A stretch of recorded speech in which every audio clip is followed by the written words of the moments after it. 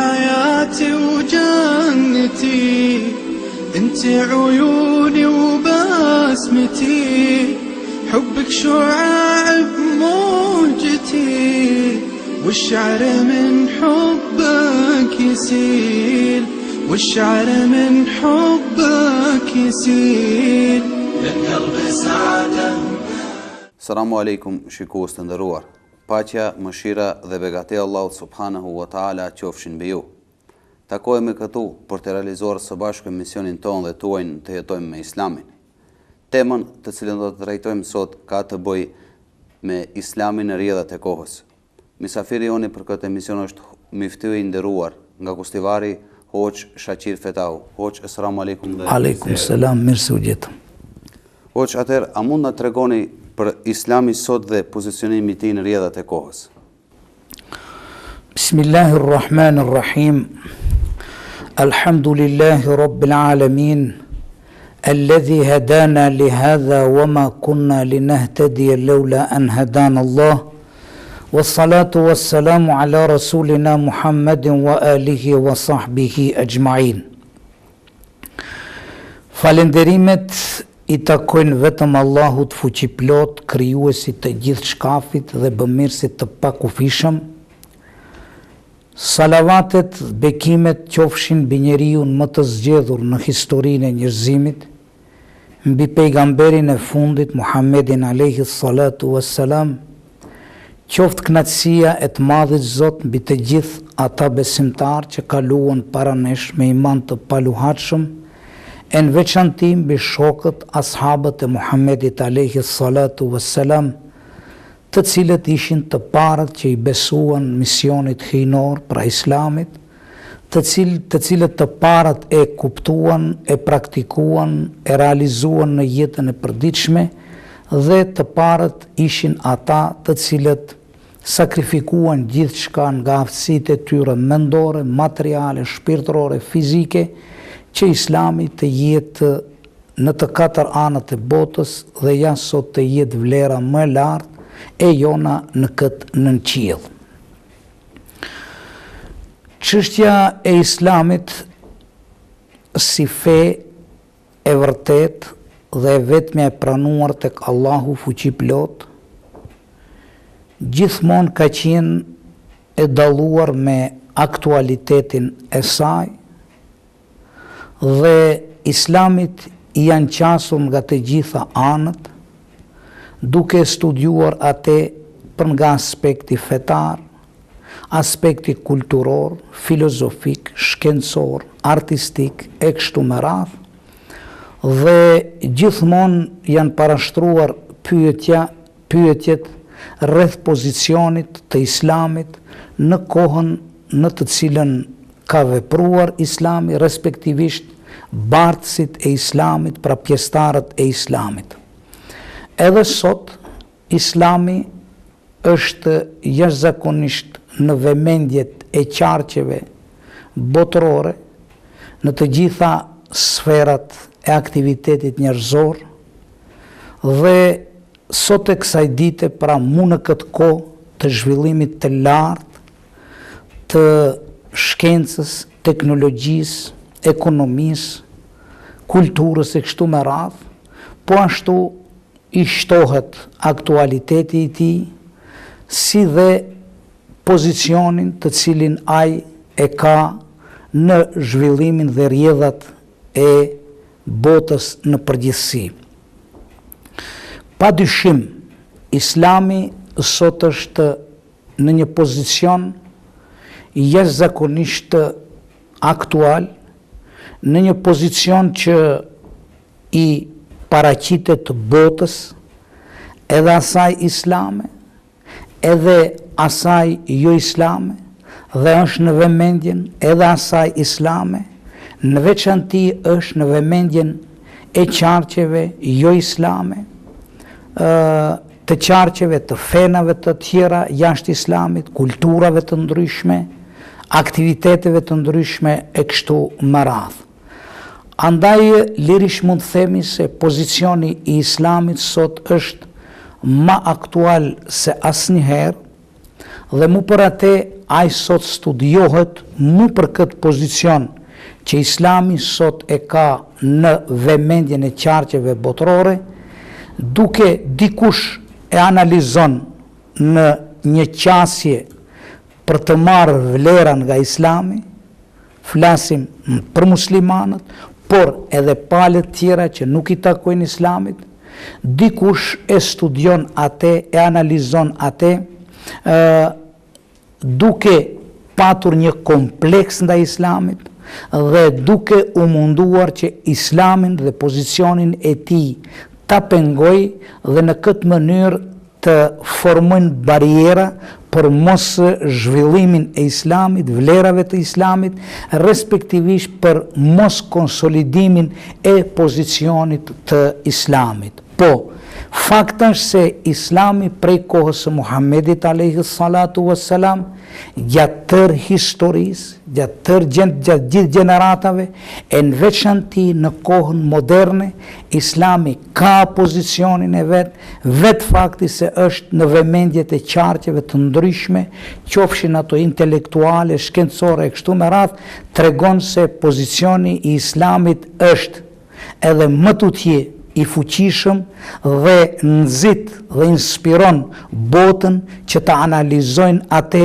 nga të gjitha anët dhe duke ju qasur atë nga të gjitha aspektet. Duke shiquar pozicionin e Islamit sot në botë, e shiqojnë e analizojnë nga fakti se botën e habit një realitet. Me gjithë problemet që kanë pjesëtarët e Islamit, prezentuesit e Islamit, ata të cilët i përkasin Islamit, me gjithë problemet që ekzistojnë në botën islame, me gjithë të themi prapambeturin në të gjitha sferat që përjetojnë pjesëtarët e Islamit, është fakt se Islami me gjithate depërton, zhvillohet dhe është të gjithë popujt e botës dhe lirish mund të themi se është në pozicion të gjitha kontinenteve, botës, popujve, pa marrë parasysh ngjyrën, racën, kombin, fen, vendin, kohën e kështu me radhë.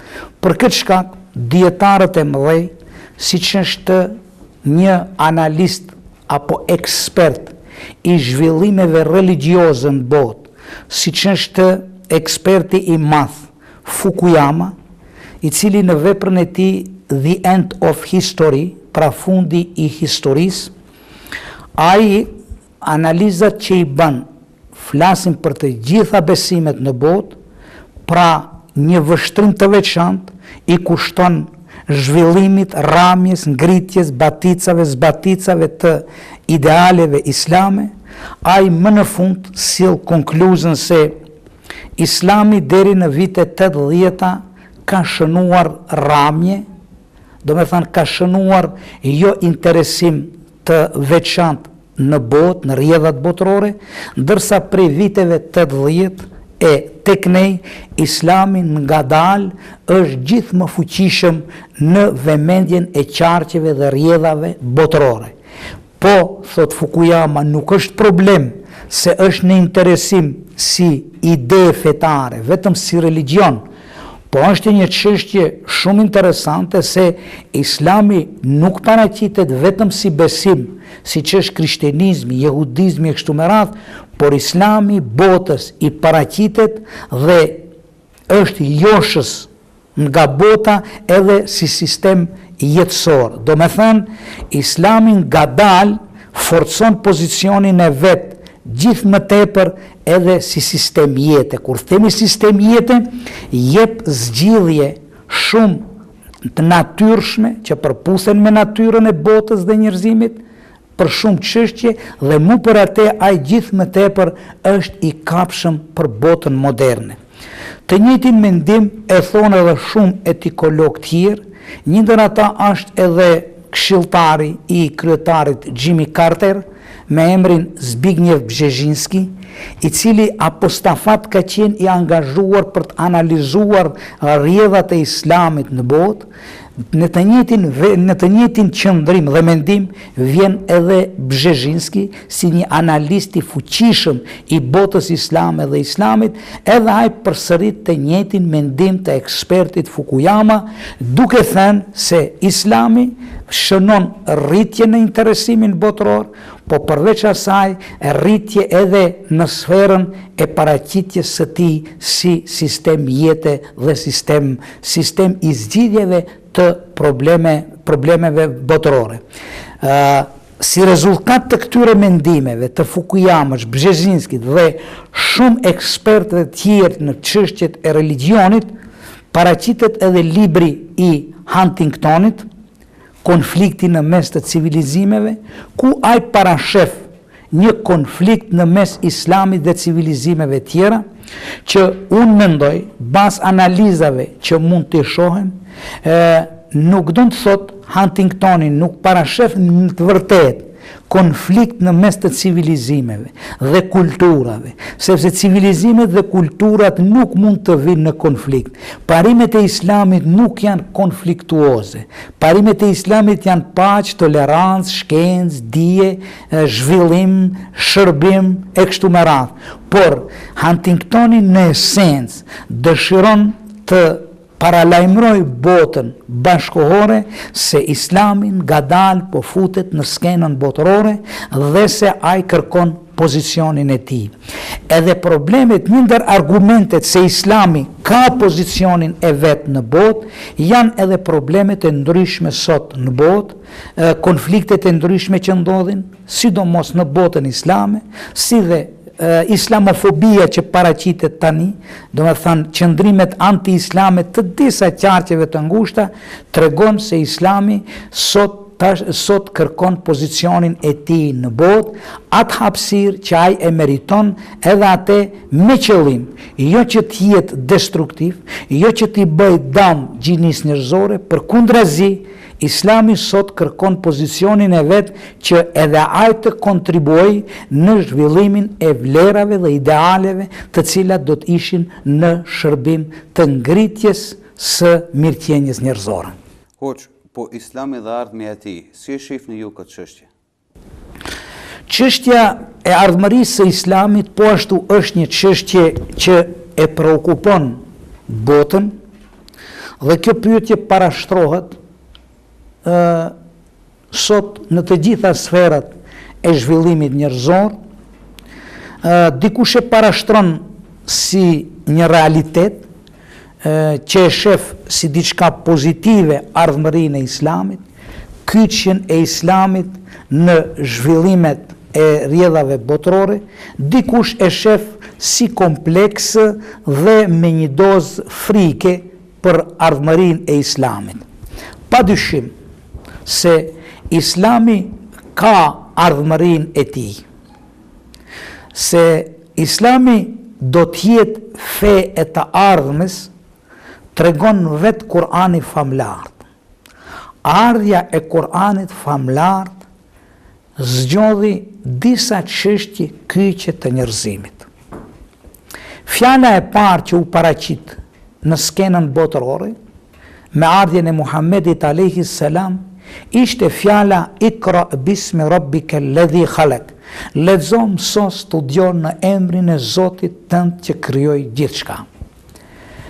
Ky është një imperativ që i dha Muhammedit alayhi salam pjesëtarëve të islamit, por imperativ për të gjithë njerëzimin dhe botën.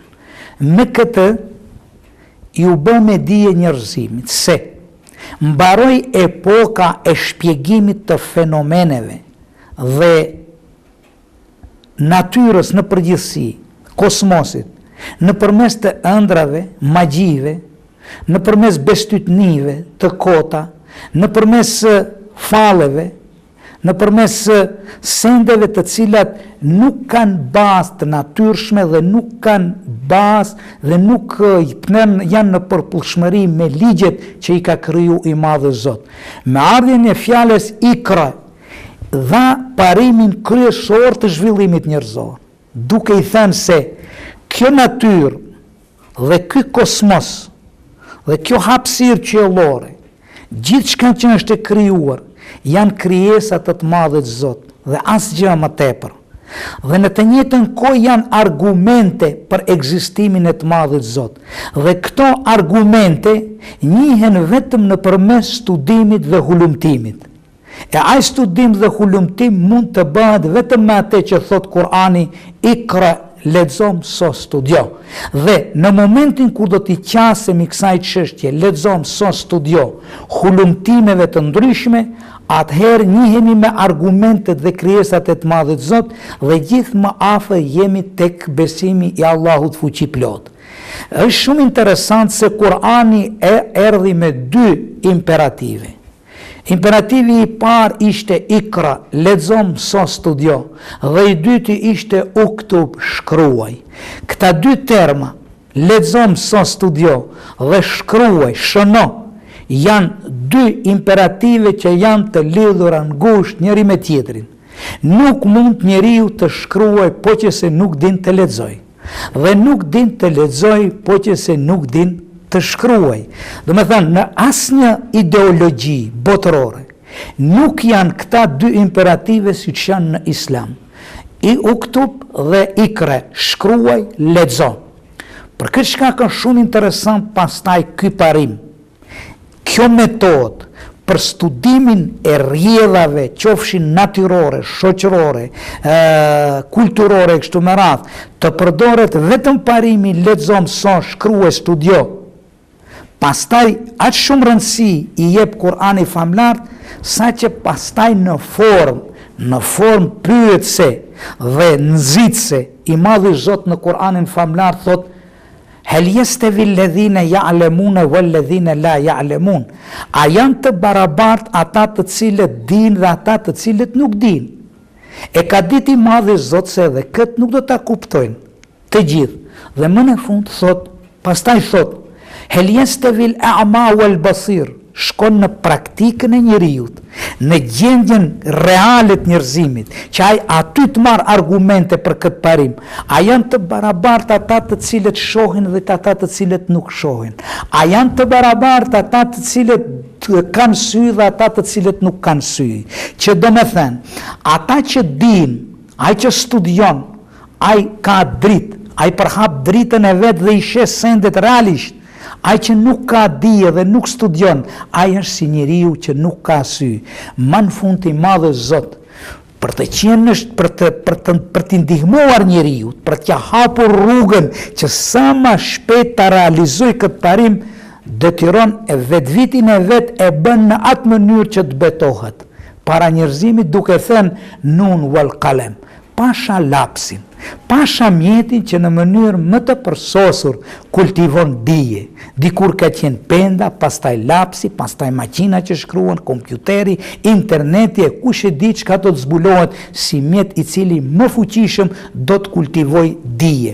Ky ishte parimi i parë që i dha njerëzimit Kurani famlar, ardhja e Islamit në botë. E dyta ishte barazia njerëzore. Për herë të parë me ardhjen e Islamit, ju bë me dije njerëzimit se të gjithë janë prej një nënë dhe një babë. Të gjithë janë të krijuar prej popujve dhe fiseve, jo për të shkatruar në mesveti, por për të qenë sa më afër njëri tjetrit. Për herë të parë i tregoi njerëzimit se njerëzit janë prej një nëne dhe një babe dhe nuk ka dallueshmëri për shkak të racës, për shkak të vendit, për shkak të ngjyrës, por vetëm për shkak illa bit taqwa, vetëm nga shkaku i devotshmërisë. Muhamedi alayhis salam para 1400 vjetësh i apeloi njerëzimit duke thënë: Kullukum min Adam wa Adamu min turab. La farqa bayna al-a'jami wal-arabi. Wala bejna al-abjadi wal-aswad illa bit taqwa. Të gjithë jeni prej Ademit, edhe Ademi është prej toke. Nuk ka dallim në mes të bardhit dhe të ziut, nuk ka dallim në mes të arabit dhe të huajit, përveç në devotshmëri. Pse e themi se Islami këtë solli, këtë parim? E themi sepse jemi dëshmitar të kohës dhe kohrave që kanë kaluar, deri para disa vitesh, edhe në botën më moderne, ka qenë dallimi jashtëzakonisht i madh në mes të zive dhe të bardhëve. Edhe sot e kësaj dite ekziston ky dallim, diskriminimi i një populli ndaj popullit tjetër, ndërsa në botën bashkohore kemi patur ku iziu nuk ka guxuar të futet aty ku janë njerëzit e bardhë. Sot bota ballafaqohet edhe në tutje me këtë problem, ndërsa Islami këtë çështje ka zgjidhur para 1400 vjetësh. Kështu ndodhi edhe me femrën në përgjithësi. Derisa pa ardhur Islami, femra ishte thjesht një pasuri, thjesht një mjet, thjesht një mjet dëfrimi, thjesht diçka që nuk ishte njeri. Me ardhjen e Islamit, Islami e barazoi femrën duke thënë se është e njeri dhe e cila është e barabartë me burin në të gjitha sferat e jetës. Pastaj ndodhi me shumë çështje tjera të cilat ishin deri atëherë tabu tema, do me thënë të panjohura dhe të pakuptueshme. Këta parime dhe shumë parime tjera në sferën ekonomike, në sferën e studimit astronomik, në sferën e kulturës, hapën rrugët e Islamit dhe bartësit e Islamit arritën të jenë njerëzit që udhëhoqën botën në të 4 anët e saj, në shkencë, kulturë, ekonomi, ushtri, politik e kështu me radhë, dhe ishin superfuqi botërore që transferuan dijen dhe shkencën, jo vetëm Afrikë, Azi, por nëpërmes Spanjës edhe në Evropë, dhe shumë dietar thonë sikur të mos ishte zhvillimi kulminant i nivelit të lartë i shkencave në Spanjë, në Kordobë, Seville, kështu me radhë, pyetje se a do të ishte shkenca dhe periudha e Renesansës në Europë, që do me thënë se Europa shkencën, kulturën, dijen e mori nga Spanja, respektivisht nga qytetet gjigante shkencore, Kordobë, Seville, Granat, Toledo, e kështu me radhë. Andaj, mendojmë se Islami është shumë aktual dhe shumë inspirativ për gjithë botën në përgjithësi. Hoq, pasi që i përmendët të gjitha këto, a mund na tregoni argumentet se Islami është i gatshëm për të gjitha kohrat edhe në kohën ku tash jetojmë? Ekziston një definicion që del nga parimet e Islamit dhe nga fjalët e Kur'anit famlar, se Islami është për të gjithë kohrat, për të gjithë vendet dhe për të gjithë popujt.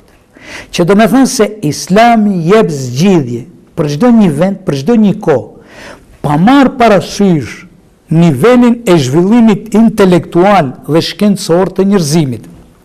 Do me thënë, Kur'ani dhe Islami është i pashtershëm në dhënje të zgjidhjeve për çështjet e kohrave të ndryshme. Se Islami është fe e ardhmërisë, se Islami mund dhe ka fuqi për t'i dhënë botës zgjidhje në shumë çështje, ka shumë argumente. Pikës pari njëherë është argumenti psikologjik. Çka do të thotë kjo? Ne si pjesëtar të Islamit, pa marrë parasysh nivelin e zhvillimit të muslimanëve, pa marrë parasysh situatën dhe pozicionin e Islamit në kohë, ne kemi obligim që të besojmë në ardhmërinë e Islamit. Sepse nëse njeriu nuk beson në ardhmëritë e idealit të vet, është i gjikuar në humbje, si të idealit që prezanton, si ai vet që e bart prezantimin e atij ideali konkretisht të Islamit. Siç thot një dietar i madh, njeriu duhet të besojë në ardhmëri, po sikur ajo të jetë edhe e parealizueshme, sepse besimi në ardhmëri nxit potencialet e njeriu që të aktivizohet. Ajo është vetëm një ndjenjë psikologjike që të arrijë atë për të cilën edhe beson. Se sikur njeriu të mos besojë në ardhmëri të idealit të vet, respektivisht Islamit, atëherë ai vetvetiu dorëzohet dhe i bën dëm vet idealit që e prezanton respektivisht Islamit. Nuk është e kot që në Islam vetvrasja është rrëtsisht e ndaluar. Që do të thotë se nëse njeriu bën vetvrasje, ka bërë mëkatin më të madh që mund ta bëj. Çka do të thotë kjo? Të vetvritesh do me thënë të humbish besimin në ardhmërin, edhe tënde si individ, edhe të popullit tënd dhe shoqërisë në përgjithësi. Do me thënë, argumenti i parë është se njeriu duhet të besojë në ardhmërin e idealit që prezanton respektivisht Islamit. Argumenti i dytë është argument që i takon historisë, do me thënë argument historik. Nëse studiojmë historinë e zhvillimit njerëzor, do të shohim se Islami në momentin kur u realizuan nga gjeneratat në mënyrë të plot, arriti të jetë udhëheqës i gjithë popujve në të gjitha sferat. Do me thënë, historia vërtetoi se në momentin kur realizohen parimet e Islamit, atëherë do e mos është ligji i Zotit që ai ideal të zhvillohet dhe të jetë praktik e njerëzimit.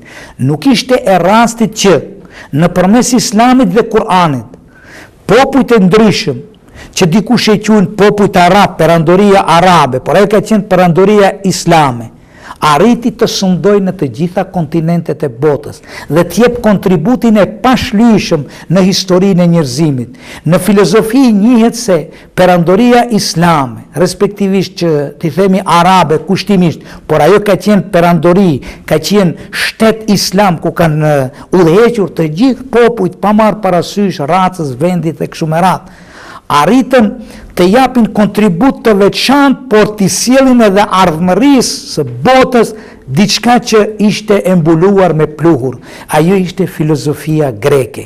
Sikur të mos kishin qenë muslimanët, sikur të mos kishte qenë Spanja islame, universitetet islame, sikur të mos ishin filozofët islam, të cilët u morën me shkenca të ndryshme, natyrore, shoqërore, e në veçanti me zbulimin e filozofisë greke, ata ishtë sot bota nuk do ta kishte pasurin e filozofisë helene apo filozofisë greke, nuk do ta kishte Talesin, Anaksimandrin, Pitagorën, nuk do ta kishte Aristotelin, Sokratin, Platonin dhe filozofët tjerë. Do të thënë muslimanët arritën ta ringjallin filozofinë greke që sot është bazë e filozofive botërore, ku bazohen të gjithë shoqëritë e kështu me radhë dhe e cila filozofi sot studiohet dhe mësohet. Pra argumenti historia na vërteton se nëse realizohet Kur'ani në praktik, ardhmëria e Islamit është e pashmangshme.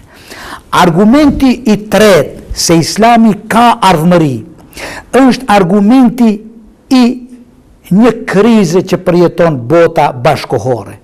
Është e vërtet se bota perëndimore, bashkohore, ka lëvizur në sferën ekonomiko-materiale, teknologjike, ka arrit, themi, nivelin e lartë, sa që ka arriti jo ta pushtoj botën, por të pushtoj edhe planetet qiellore. Do me thënë, të jep kontribut ashtë masa që në sferën shkencore, teknologjike, materiale, të arrit nivelin më të lartë të kohës në studimin e planeteve, të pushtoj planetet, të shkoj në Han, të mundohen të shkoj në Mars, Jupiter, Saturn e kështu me radhë. Por në anën tjetër fatkeqësisht, në sferën shpirtërore, morale, ka ngecë në një pozitë jashtëzakonisht të vështirë dhe të çuditshme për botën. Në anë sferën morale ka ngecë dhe përjeton një dekadencë të jashtëzakonshme që sot njeriu perëndimor, njeriu i bardhë, që thuhet njeriu perëndimor, fatkeqësisht është e vërtetë se ka begatin më të madhe materiale, por në anën tjetër shprastia morale ja ka humbur gëzimin dhe lumturinë e botës dhe këtë lumturi njeriu modern, në veçanti njeriu i ri, gjeneratat e reja mundohen ta mbulojnë dhe ta tejkalojnë nëpërmes përdorimit të drogës, që është rrezik i madh botëror, përdorimin e alkoolizmit, që është i pashmangët në shoqëritë moderne, përdorimi i prostitucionit, që nënshmon femrën në përgjithësi dhe që shkatron moralin njerëzor, përdorimi, paraqitja e smundjeve të ndryshme që që pa tjetër ti përmendim, si që është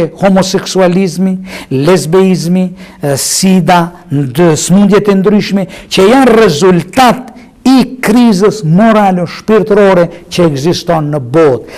Më për këtë shprastir që përjeton sot bota, Islami është shumë i kapshëm, shumë i joshës për botën, sepse ai zgjedh çështjen e narkomanisë, zgjedh çështjen e alkoolizmit, zgjedh çështjen e prostitucionit dhe shumë sendeve tjera.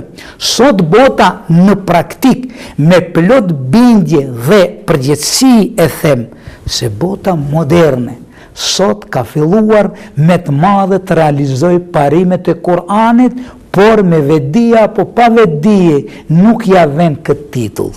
Sot në botën perëndimore ekzistojnë institute të veçanta me kokat më të larta psikologjike, pedagogjike, sociologjike e kështu me radhë, që janë të angazhuara me miliarda dollar për zhdukjen e narkomanisë, sepse e kanë kuptuar se shkatron individin, shkatron familjen, shkatron shoqërinë.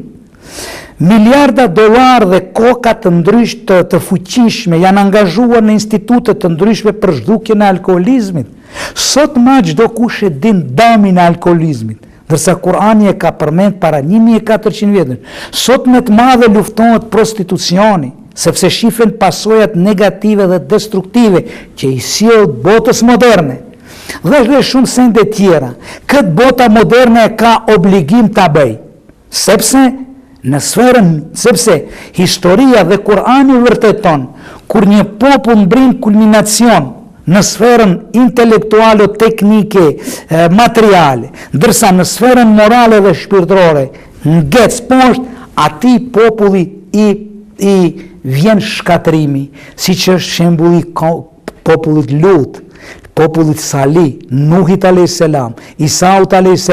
Kur ata popull kanë mbri nivelin më të lartë tekniko-ekonomik, në ato momente kanë ngecur mbas në moral dhe në shpirtërorën, dhe kur materiale dhe shpirtërore janë disbalans, aty zhduket natyra e njeriut, zhduket familja, zhduket shoqëria, dhe pa tjetër të vi deri në shkatrim. Islami është i joshës, sepse kërkon që a shpirtërorja dhe materialja të lëvizin të ekuilibruara, aq sa duhet të shqehet moralja, aq duhet të shqehet materialja, duke mos i dhënë përparësi asnjërs as tjetër dhe duke i zhvilluar të dyja njësoj. Kjo është argumenti i krizës morale që përjeton bota, vetë kulturologu i njohur botëror, Bertrand Russell, të cilin me përgjegjësinë më të madhe e citoj, bukfalisht, tekstualisht, ai thotë, është e vërtet, thotë, se bota moderne përjeton një zhvillim të jashtëzakonshëm në sferën teknike, ekonomike, materiale kështu me radhë, por fatkeqësisht është drejt mbarimit. Ka filluar rruga e mbarimit të popullit bashkohor, sepse përjeton krizë të fuqishme në sferën moralo-shpirtërore. Nuk ka moral, nuk ka shpirt, nuk ka humanitet. Dhe ajo sheh këtë. Sot, sendi më i lirë në botë është gjakderdhja e njeriut, gjaku i njeriut. Sot bota është në gjendje të akumuloj të gjitha potencialet për mbrojtjen e një shpenze, apo një klyshe, apo një qeni. Dhe bëhet alarmi i madh politik, botëror, ndërsa vrasja e qindra mijëve njerëz, kudo në botë, qoftë në botën ku jetojnë muslimanët, qoftë në botën ku jetojnë të tjerët, njerëzit për shkaqe të interesave, sepse janë bërë rob të materjes, as pak nuk e marrin parasysh, sepse ka ra kujdesi i shpirtërores dhe morales. Kur bjen kujdesi i shpirtërores dhe morales, bjen kujdesi ndaj asaj që është njerëzore, që është qendër e Islamit. Gjithçka është e krijuar për vlerën njerëzore. Zoti njeriu e ka bë Khalifatullahi fil ard, këmbës i tij në tokë, dhe gjithçka duhet jetë në shërbim të njeriu.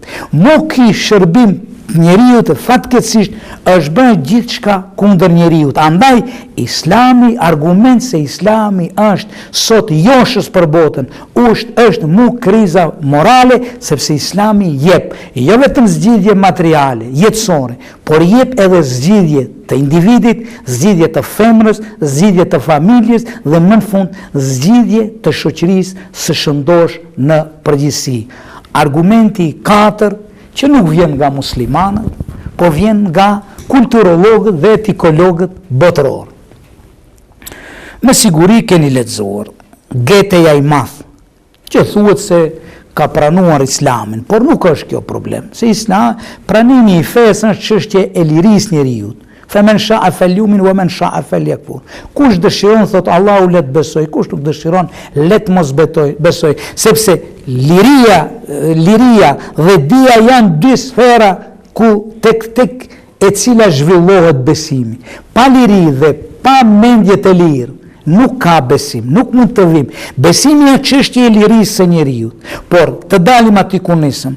Geteja i Madh, letrar dhe filozof i madh gjerman, ai i thot njerëzimit, pa fije kompleksi, deshkemi ne ose s'deshkemi, duam ne apo s'duam, Islami do t'jetë pjesë përbërëse e botës perëndimore. Jo pse ne do të duam, për arsye se bota bashkohore i ngjan një të sëmuri, që kërkon mjek, kërkon shërim. Kur njeriu është i sëmur, nuk pyet cilin do ta ketë mjek. Kështu tha Bernard Shaw, kështu tha Spengleri, kështu tha edhe Napoleon Bonaparte, i cili e parashiqoi ardhmërinë e Islamit në Evropë, sepse ai e njihte Islamin, sepse kishte sunduar në botën islame dhe e njihte Kur'anin. Dhe më në fund edhe ai u detyrua të thotë se Islami është ardhmëri edhe e botës edhe e Europës e kështu me radhë. E tash parashtrojmë pyetje. Kurse vetë etikologët dhe kulturologët evropian të kulturës perëndimore pranojnë ardhmërinë e Islamit në të katër anët e botës, në veçanti në rrjedhat bashkohore, perëndimore, atëherë kush jemi ne që i takojmë Islamit mos të besojmë në këtë ardhmëri? Andaj, se Islami ka ardhmëri, është fakt vetë Kur'ani famlar. Edhe kjo është një ndër argumentet.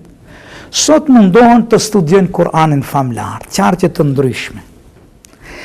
Analizojnë dhe barazojnë me zbulimet shkencore. Shohin se Islami është para zbulimeve shkencore dhe argumenton se është burimi pashtershëm i ideve në të gjitha sferat. Këtë shohin qarqet e ndryshme shkencore. E shohin edhe si libër i shenjtë që i paraprin dijes dhe inspiron njerëzimin drejt shkencës dhe dijes, hulumtimit shkencor, por edhe si diçka që jep zgjidhje shumë të rëndësishme për çështjet morale, shpirtërore, familjare, kështu me radhë. Parashtroni të shpytjen, shumë thjesht se bota e kupton, pa marrë parasysh çfarë qëndrimi ka ndaj besimit, ndaj Zotit, ndaj fesë, ndaj Islamit e kështu me radhë. Bota dy sende ngadalë do t'i kuptoj. Për shembull, nuk mund të kuptoj paraqitjen e homoseksualizmit në botë. Sot fatkeqësisht parlamentet botërore e zyrtarizojnë që ne flasim për kohën e ignorancës, xahilietit, kohën para ardhjes së Muhamedit a.s. dhe i numërojmë të këqijat e asaj kohe. Sot kjo që ndodh, siç është homoseksualizmi, kjo është ajo që nuk ka qenë edhe në kohën e xahilietit, që diçka që trondit botën, që largon njeriu krejtësisht nga ajo moralja dhe njerëzorja dhe e zyrtarizon bota. Bota e kupton sot vrasjet e ndryshme për shkaqe të interesave materiale. E kupton dhe shumë dietar thonë se do të vijë koha kur nuk do të habitemi, kur njeriu do të dale, do të vejë kunor edhe me kafshën, edhe me qenin, sepse qeni është bë antar i familjes, kur njeriu shpirtërisht është i lodhur dhe skapitur, ai nuk e don më njeriu. Ai nuk e don më shokun, ai nuk ka shok, nuk ka grua, nuk ka vajzë, nuk ka djalë, nuk ka bashkëshorte, nuk ka njeri, dashuria e tij patjetër diku të shprehet. Dashuria e njeriut modern fatkeqësisht ka filluar të shprehet në kafshëm e kështu me radhë. Vrasjet, gjakderëve të ndryshme, shkatrimi i njerëzimit, problemet që kanë të bëjnë në sferën e konfliktualitetit, të gjitha këto janë që i takojnë krizës morale shpirtërore që bota perëndimore, njerëzit që kanë vullos kulturën europiane parashohin se Islami do të jetë pjesë përbërëse e botës ku ne jetojmë, dhe ne sot shohim, sot muslimanin e shohim kudo në të gjitha kontinentet e botës, ku kontribon për të mirën e njerëzimit, ku integrohet me vlerat që ka origjinale, me autenticitetin e vetë, me vlerat e Kur'anit, me objekte fetare, me kulturën e vetë, e kështu me radhë, duke mos i marrë parasysh problemet që ndodhin, të cilat i kanë një karakter tjetër politik, materialist,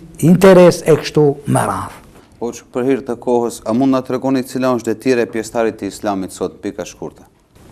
Unë mendoj se Islami duhet të gjithë ne që i takojmë Islamit, duhet të kemi të qartë faktin se Islami jep zgjidhje për botën, se Islami është realitet botëror, se Islami tashmë ka pozicionin e vetë në botë, këtë din të gjithë qarqet, qofshin ata politike, qofshin ata ekonomike, e kështu me radhë. Por, është shumë më rëndësi në çfarë mënyre do ta prezentojmë ne barsit e Islamin, në botë, në vend, kohë, situatë, e kështu me radhë. Sa do të jemi të gatshëm ta prezentojmë Islamin, sa do të jetë niveli i përgjegjësisë për ta prezantuar Islam. Sot, ky Islam ka arritur në kohën tonë, kështu thjesht në duart tona. Është rezultat i sakrificave materiale o fizike, i sakrificave mendore, i sakrificave materiale e kështu me radhë, dhe sot e kemi në duart tona. Dhe, kretë si do të zhvillohet Islami, një pjesë e madhe varet nga vetë ne, sa do ta kuptojmë Kur'anin dhe Islamin, sa do të dim ta shpjegojmë dhe sa do të dim ta realizojmë në jetën e përditshme, dhe sa do të jemi të aftë të gjejmë zgjidhje nga Islami dhe Kur'ani konform problemeve dhe kërkesave që i kërkon bota dhe koha. Këtë kemi përgjegjësi dhe obligim, sepse i madhi Zot në Kur'anin famlar thot Bismillahirrahmanirrahim, tilka ummatun qad khalat laha ma kasabat wa lakum ma kasabtum wa la tusaluna amma kanu ya'malun. Popujt që kaluan para jush, thot i madhi Zot në Kur'anin famlar, fituan atë që ata kontribuan, që e dhanë në kohën në të cilën jetuan dhe vepruan, ndërsa ju do të keni atë që ju kontriboni në kohën në të cilën ju jetoni. Wala tusaluna amma kanu ya'malun. Ju thot nuk do të pyeteni për atë çka kanë vepruar gjeneratat para jush. Ju mund t'i mirni si model në atë që është e mirë, por nga ju varet sa do ta lëvizni rrotën e zhvillimit të vlerave të Islamit në shërbim të njerëzimit. Sa do të dim të gjendemi në kohë dhe situatë, do të dim me siguri të veprojmë dhe ta prezantojmë vlerën e Islamit. Nëse me të vërtet realizojmë fjalën lexojmë so studio, nëse hulumtojmë atë që ka krijuar i madhi Zot, nëse dim të fellohemi dhe të futemi në oqeanin e quajtur Kur'ani famlar, dhe nëse do t'i rekemi seriozisht hulumtimit të Kur'anit famlar nga të gjitha anët dhe nga të gjitha sferat që ai i përfshin. Ai i përfshin gjithë shka që ka të bëj me njeriun. Si shta më herët, përfshin çështjen e besimit, përfshin çështjen ekonomike të njeriut, çështjen shpirtërore, kulturore, familjare, shoqërore, atë politike, ushtarake, artistike e kështu me radhë. Përndryshe, Islami si Islam e ka gjithmonë vlerën e vet. Qoftë nëse është i përfshirë në shumë njerëz, qoftë nëse është i përfshirë pak njerëz, por shfrytëzimin e islamit, sa do të jemi të gatshëm t'ja apim botës që të jetë islami në shërbim të njerëzimit për t'i ndihmuar lëvizjes së vlerave njerëzore në përgjithësi, varet me shumicë nga vetë pjesëtarët dhe bartësit e islamit. Pra sa do t'jenë të gatshëm ata të shpjegojnë islamin, të japin zgjidhje botës, që ai të futet në konkurrencën botërore dhe me të vërtet t'i tregoj botës rrugën e zhvillimit, ashtu siç ka thënë Muhamedi a.s., ashtu siç na thot Kurani famlart, sepse Kurani famlart thot tibyanan li kulli shay. Kurani është shpjegues për çdo send. Andaj, kujdesin më të madh duhet ta kemi ne pjesëtarët e islamit. Do të më lejoni diçka që duhet të na brengos. Sot bota shkon në hanë. Bile tash kanë fillu në hanë të pyesin ka duhet t'i luten Zotit, për shembull fe tjera që shkojnë atje. Ne muslimanët merremi me çështje jo sekundare, por në sekundare.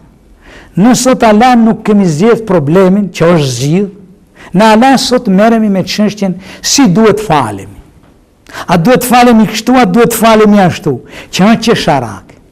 Në sot Allah merremi si duhet vishemi dhe si duhet lëvizim, që është qesharake. Dhe shumë sende sekundare që ju veç i dini, me çka ballafaqohen sot muslimanët. Nëse vjen Muhamedi alayhis salatu wassalam, ta shoh me çka merremi ne. Allah merremi se si duhet falemi, Allah merremi me mjekër ose pa mjekër, Allah merremi kështu ose ashtu, ai do të thotë ju pas ke ngel në vitin e parë të shpalljes time. Ju as pak nuk pas ke lëviz në kohën në të cilën jetojmë. Njëherë spjegova një hadis, do të më falni. Pejgamberi alayhis salam ka thënë, mësoni fëmijët e juaj t'jenë kalorës të mirë, t'jenë atë mirë specialist që e gjujnë shtizën, shqitje shtizën, dhe notues të mirë. Edhe unë shpjegova atë që ka menduar pejgamberi alayhis salam. Ai ka thënë për kohën të cilën ka jetuar dhe sa ka qenë niveli asaj kohë. Ndërsa ky hadis është jashtëzakonisht inspirues për zhvillimin e muslimanëve. Kur thot mësoni fëmijët e juaj të dinë të notojnë.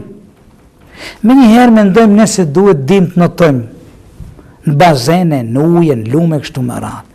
Notim do të thotë mësoni fëmijët e juaj të jenë notues të mirë, ta sundojnë ujin me anije të ndryshme, me anije nëndetse, mbidetse, të dinë të sundojnë ujin, të shfrytëzojnë ujin, oqeanin dhe të dinë të mbrojnë identitetin e vetë në përmes ujit. Hudhni, mësoni që t'jenë hudhës të mirë të shjetave. Kjo është përgatitja për të mbrojt identitetin fetar, kombëtar e kështu me radhë. Se ajo shtiza tashma nuk vlen, sot më larg ka mjete tjera. Mësoni fëmijët e juaj të jenë pilot të mirë, të aeroplanëve, fantomave e kështu me radhë, sepse ajo është mjeti i cili shkon më larg. Bëni thot kalorës të mirë. Dhe shumë sende tjera. Dhe sot ne kemi probleme. Jo, pse ti e spjegon kështu këtë çështje. Pejgamberi ka thënë edhe ma tutjet jemi kalorës, me kuaj të merremi.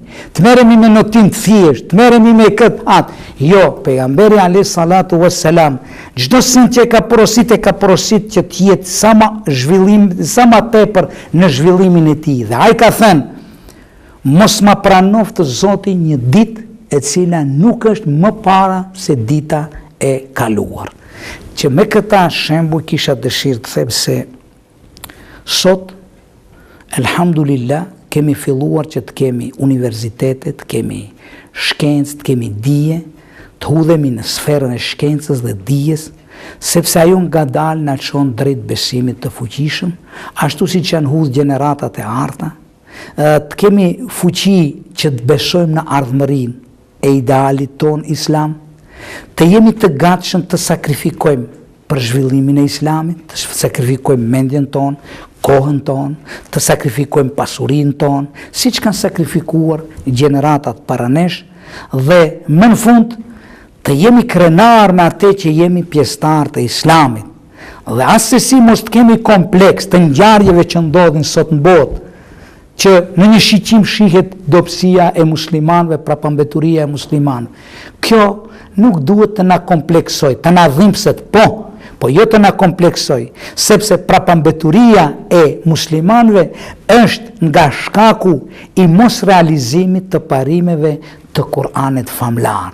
Kur sot bota shkon han, edhe me përqindje të mëdha në botën islame kemi analfabet, dërsa Kur'ani thot mëso, lexo, studio dhe shkruaj, uktub ikra dhe uktub, shkruaj, lexo, mëso, studio e kështu me radhë. Nëse arrim që të realizojmë parimet e islamit, ajo do të jetë kryesorja që i hap të gjitha rrugët e zhvillimit ton dhe ngritjes ton në të gjitha sferat e aktivitetit ton, por kuptohet jo në dëm të njerëzimit, por me qëllim që të jemi në shërbim të njerëzimit, që edhe ne t'japim kontribut në sferat të ndryshme, qofshin ata shoqërore, humanitare, shkencore, tolerancë, paqë e kështu me radhë. I nderuar mufti, ne ju falenderojmë që ndajtë të kohët jeni pjesë e këtij emisioni dhe lutem Allahun subhanahu wa taala që është problem me xhenet el Firdaus. Edhe unë në përfund më lejoni që në emrin tim dhe në emër të muftinisë së Gostivarit, që falenderoj shumë, të shprehi mirënjohje të veçantë stafit udhëheqës dhe juve, që ma dhatë rastin të kem një hapësirë të kohës këtu në televizionin e mirënjohur, TV Artin në teritorin tonë. Njëherit jam shumë i lumtur dhe i kënaqur që ja patëm rastin të bisedojmë për kur gjë tjetër, sa do pak edhe vetvetes tonë të freskojmë vetvitin tonë, mendjen tonë, zemrat tona, po kuptohet të kryejmë edhe obligimin tonë që edhe tjerët të jenë të udhëzuar në rrugën e të madhit Zot. Njëherit ju dëshiroj sukses në punën e juaj dhe është i madhi Zot që mjetet e informimit që sot i kemi si begati më të mëdha, ti kemi pa ndërprer në shërbim të zhvillimit të vlerave tona, qofshin ato fetare, shkencore, kulturore, e kështu me radhë, dhe në këtë mënyrë, këtë mjet të fuqishëm që e kemi sot, si që është TV Arti dhe TV tjera, ti shfrytëzojmë në prezentimin e vlerave të mira, sepse në përmes mediave, do me thënë mjeteve të informimit, ne arrim të depërtojmë kudo në për familjet tona, në rinin tonë, të populli jonë, dhe më gjerë dhe në këtë mënyrë të tregojmë se në kohë në të cilën ne jetojmë mundohemi të jemi të përgjithshëm dhe dalim faqebardh, edhe para gjeneratave që do të vinë, edhe para gjeneratave që kanë kaluar para nesh, po edhe para të madhit Zot dhe para pejgamberit alayhi salatu vesselam. Ju falenderoj shumë, Zoti ju shpërbleft. Amin edhe ju, inshallah. Shikues të nderuar, kjo është e gjitha se përket këtij emisionit. Ne këtu do të ndahemi bashkëtakohemi në emisionin e radhës. Deri atëherë qofshin në mbrojtjen e Allahut subhanahu wa taala. Assalamu alaikum wa rahmatullahi wa barakatuh. أمي حياتي وجنتي انت عيوني وبسمتي حبك شعاع بموجتي والشعر من حبك يسيل والشعر من حبك يسيل للقلب سعادة